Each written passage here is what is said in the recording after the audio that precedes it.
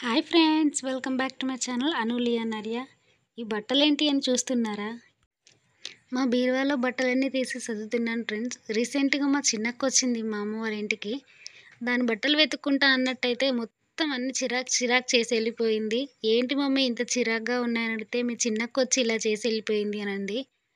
వాటన్నిటిని చూస్తూ ఉండలేకపోయాను. మా బీరువానైతే నీట్గా ఆర్గనైజ్ చేశాను. ఇవన్నీ నా బ్యాంగిల్స్ ఫ్రెండ్స్. మా అమ్మ వాళ్ళ ఇంట్లో కొన్ని వదిలేసాను అండ్ అలాగే మా అత్తగారి ఇంట్లో కొన్ని ఉండిపోయాయి. సో ఈ బట్టలన్నీ సదరడానికి నాకు 1 అవర్ అయితే టైం పట్టింది ఫ్రెండ్స్.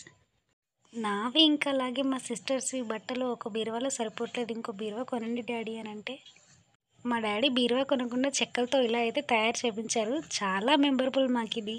ఈ బీరువా తయారు చేపించి మాకు చూపిస్తే చాలా హ్యాపీగా ఫీల్ అయ్యాము. అండ్ అలాగే ఇది ఇంకో బీరువా. నా చీరలు, నా బట్టలకే సరిపోయింది ఈ బీరువా కూడా. అండ్ అలాగే ఇవి క్రాప్ టాప్స్.